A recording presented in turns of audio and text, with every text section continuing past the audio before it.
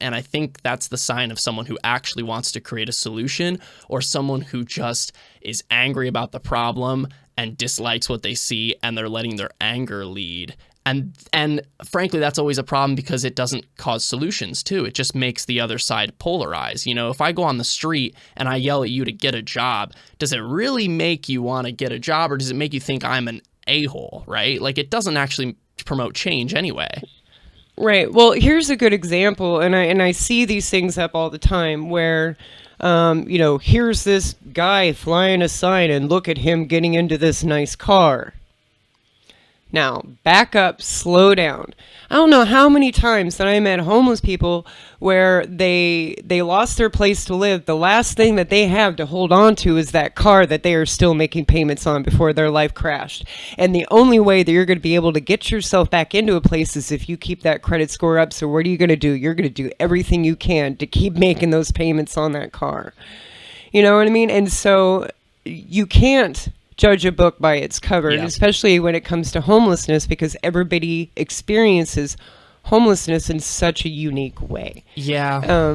You get people, for example, that won't give a homeless person money because they see that they have a cell phone.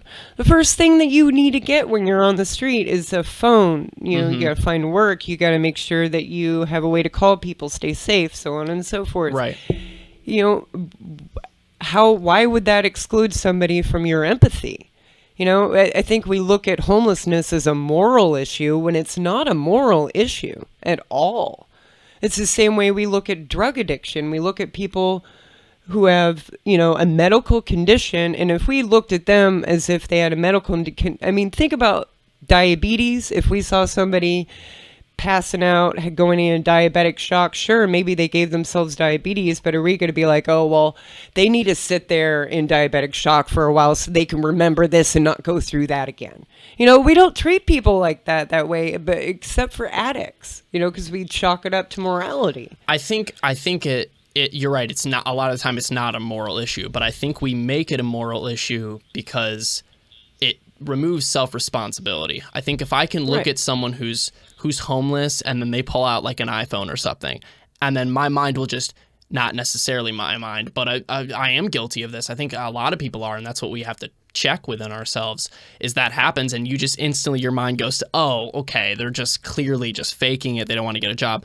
And the reason for that is anything your mind can do to shirk personal responsibility. I think we're kind of geared that way sometimes. It's like, if I can believe you're a crook instead of just someone who's had a really hard time, then I don't have to help you because you're a crook. You're not actually having a hard time. I have no moral responsibility to help you in any way because you're just faking it. Like, I think we're all just so afraid to do that, and we're clinging on to the loose change we have, and that makes us search for the thing that makes us feel like that person's faking it or they're not worthy of our help. And it's just because we don't want that personal responsibility, which is so strange because that's what a lot of people say to homeless people, is take personal responsibility. And there's an aspect to that is true, but also you're not taking personal responsibility if you have the ability to maybe help or to at least not hurt the situation, and you're not. Like, it's a very interesting issue. The number one thing that helps people who are on the street get off the street is having friends who are not homeless. Interesting. Straight up.